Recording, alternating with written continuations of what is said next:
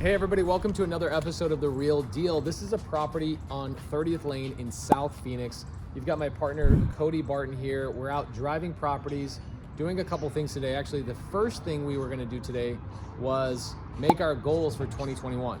And so that's why we're out here hanging out, and we decided to drive a few properties and tell you guys a few things. So this property was purchased how? So we actually bought this as a SubTail, so it was subject to on an FHA loan. So the way we found this property was through one of our door knockers.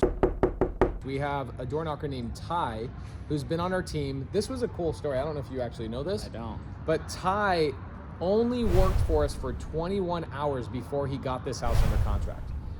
Previous to working for us, Ty had tried to get into real estate for over a year, went to multiple seminars, and it wasn't until he used the app Batch Driven and worked for our team, got a little bit of training of door knocking from Matt Beard, our other partner, that he was able to actually get this house under contract. So the way he got this house under contract, he found it on the foreclosure list from Batch Driven, came to the house, was in the process of leaving a note on the door, and he could hear somebody inside the house. Knocks on the door, the guy opens up the door, yells at him, pissed off. Ty's like, yo man, I'm sorry, I'm just here to help. Long story short, the guy said, I've gotten mail, I've gotten phone calls, I've gotten text messages, I've ignored them all, and you're the first and only person that's actually knocked on my door willing to help me. So what we did is we bought this property subject to, and the reason for that is because the guy was underwater, and normally we would do one of two things. We would either buy the property, wholesale it out, buy the property, and fix and flip it. Those are really the only two options in that traditional world.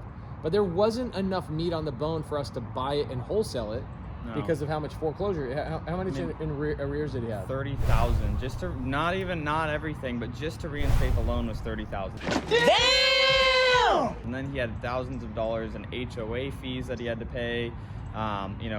It was just it was a lot. He had some back taxes. I mean, he just had everything. There was a lot. So it was a mess. And what we did is we actually, did we stop? What did we do? Did we catch up the foreclosure? Yeah, so we reinstated it. So what we did is we brought one of our lenders in. We were able to pay the seller $15,000 in his pocket. Wow. We paid $30,000 to reinstate the loan. It was around $4,000 or $5,000 to reinstate the HOA, pay some of his taxes, and then on top of that, who's the private lender? Rita. Wow, Rita Hansen. She is such a sweetheart. You know how we found Rita Hansen? A lot of people will say, how do I find private lenders? Rita Hansen actually called me about a year ago wanting to sell her house to us on a cash basis. Her financial advisor told her to get rid of her assets because she was going through glaucoma and some diabetic issues. And I told Rita, I go, Rita, I don't know who you are, but your financial advisor's an absolute idiot. Why don't I sit down, take a look at your portfolio, and I'll understand how much money you have and what you're making. And she goes, on average, I make less than 1% on my investments per year. With us, she makes close to 30% because we're constantly turning her money. So amazing, amazing story. Rita is one of our favorite lenders. In fact, she hates having her money in her pocket. What happens when we finish up a deal? Every single time we finish a deal, she gets her money back plus her interest. Within a week, she's emailing me saying, hey, like, when can you spend my money again? Keep my money out. She's like, it's been a week. What do you, like, do you guys have more projects? Like, show me the money. Put my money back to work. A common question we get is, where do I find lenders? We'll do another video about that. Another question we get is, when do your lenders want to be paid back and how do you structure those conversations? So we'll do another video all about that. Maybe we'll put that on Cody's channel and we can talk about that again in another video. So we bring Rita's money to the table. Again, We tell people all the time, we don't buy properties with our own money. We don't buy properties with our own credit. So how did we actually acquire the property? What was the process of that? How did we go get a hard money loan? How did we acquire this property? Yeah, so basically what we did to get this property done was the loan was already in place. The old seller had an FHA loan. So most people... I thought you can't do FHA sub 2. I mean, some people say you can't, but we're Guys, doing them. There's a lot of people on YouTube. If you go and type in FHA sub 2, there's people that say you can't do subject to on an FHA loan. This property right here, 74112 South 30th Lane in Phoenix, Arizona, is proof that we own a property that has an underlying FHA mortgage on it. The way that you do an FHA mortgage is you do what is called self-perform, which means you don't involve a title company, you just do the paperwork and the deed transfer yourself. Now, if you guys are looking for somebody that can help you do that, I would either A, take a look into Sub 2 mentorship, or B, look at Constant Close. The owner, Rochelle Jarvis at Constant Close, can help you self-perform on an FHA subject to. So, we bring Rita's money to the table.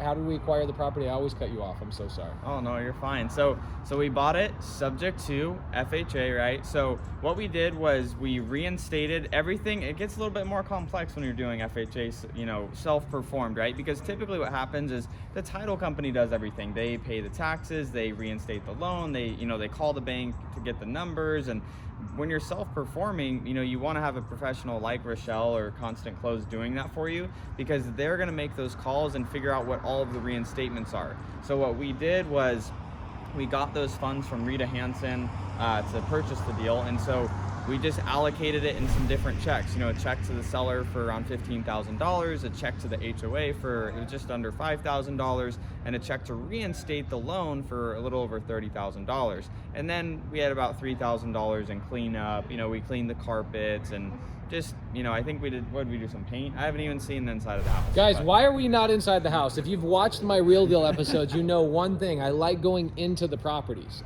Last night I was here with my wife. My wife is our listing agent, and she only had access to one key because our knucklehead employee, Anna Martinez, has been told for literally 8 years, guys, 8 years, Anna has been educated and asked, like, please, please, please make sure you have 2 keys at the property. And the reason for that, this is another video. Maybe we could do we could do a video on about like the top 15 things to do before you list a property. One of the most important ones is you need to have a lockbox for real estate agents, which is the blue box. And you need to have a lockbox for contractors if they have to come back and do a touch up or a hot water heater repair or something like that. But Anna constantly leaves one effing key. And so the only person that get into the property right now is a licensed real estate agent who has their key with them. So Cody is licensed, but he doesn't have his key with him because we didn't anticipate Anna being a knucklehead. After 8 years of hearing, please, Anna, do your job, please. So we're not gonna walk through the property today, but I walked through it last night. It's crispy, dude. Like, nice. I almost texted you and Matt and go, why aren't we keeping this as a rental? Yeah.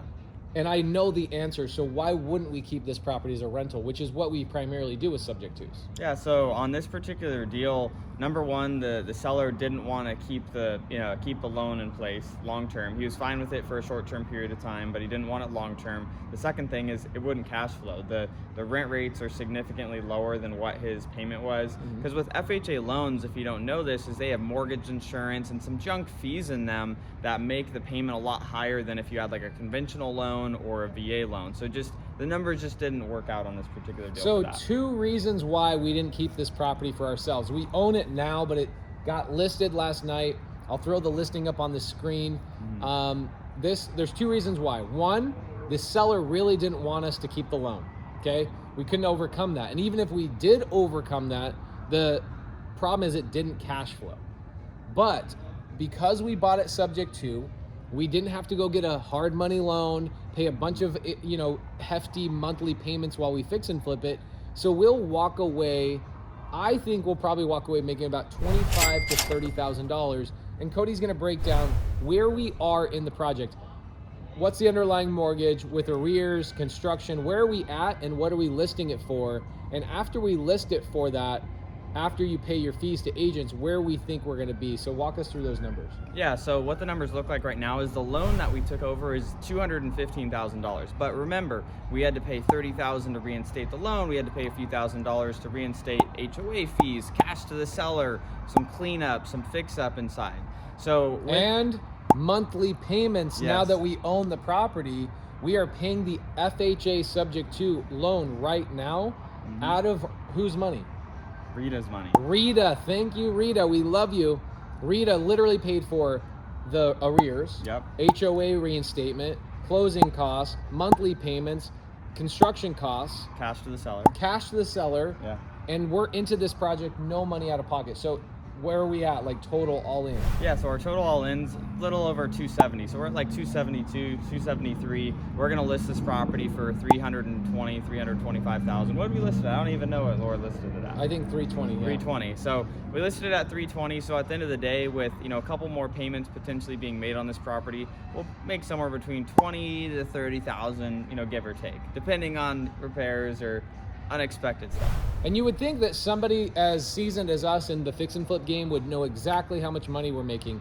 You never know how much you're going to make until your buyer comes in and gives you an offer, Yep. until your buyer has their inspection period and they come and ask for additional repairs that you weren't planning on, and then also not understanding what are our utility costs and what are how long is that escrow going to be? Is the person coming in with cash or do they have to get a loan? If they have to get a loan, then their lender takes another 30 days. It takes time. And so you kind of have to wait for the dust to settle to figure out exactly how much you're going to make. That's why we have a ballpark. And that's why when you're fixing and flipping, which this technically is a fix and flip, we call it a SubTail, subject to purchase, taking it retail. So we are flipping a subject to. It's why we always have a buffer on all of our projects, because you have no idea what can happen. It's the oh shit. Right. It's stuff. it's the fluff, right? So let me walk you through this one more time. We get the deal from Ty. Ty, who tried to get into this business for over a year, comes to us and says, dude, I'm missing something.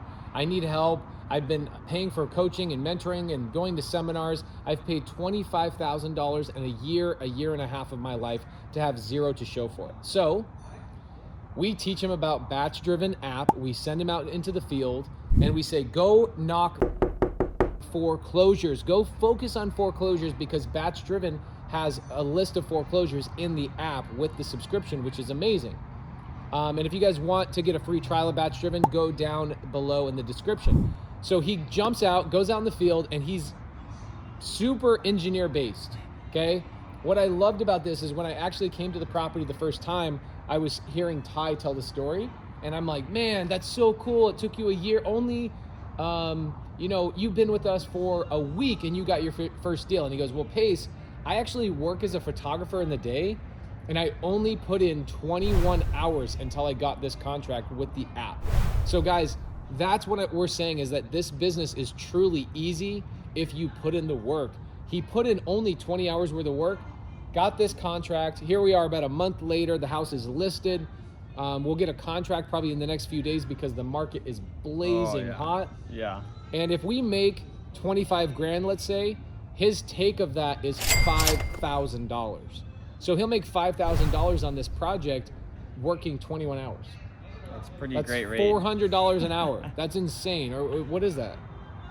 Whatever it is, it's a lot. It's a good amount of money. It's $250 an hour. So guys, we find it through batch driven. The seller had fallen behind on his payments because he lost his job due to COVID. So this is a COVID opportunity. People talking about how COVID has taken opportunities from people. We agree. The seller couldn't even sell his property. He didn't have quite enough equity. The house needed to be cleaned up before he threw it on the market. So we gave him actually more money in his pocket than he could have if he listed the property. Okay? He was fearful to even talk to a real estate agent. We came along, solved the problem, bought it subject to. Cody and one of our employees, Jeff, bring Rita's money to the table, solve all the financial requirements. Here we are 30 days later, house is listed, we're gonna make $30,000. Not a bad deal. No credit and none of our own money. So People ask that all the time. They go, Pace, I see your Facebook ads, I see your YouTube ads. You're always saying no out of pocket and no credit. What does that mean? Well, guys, this is one of many, many properties we do. No credit, no money out of pocket. Hopefully this was helpful for you. If you guys want to know something more detailed about this property, you guys want to know more about private money, you want to know more about systems and how these things work, you want to know more about batch driven, go in the description down below. We'll have some other videos for you. And if you haven't already, please like, subscribe, make a comment, let us know what you need. We are here to provide value to you. And until next episode, we'll see you later.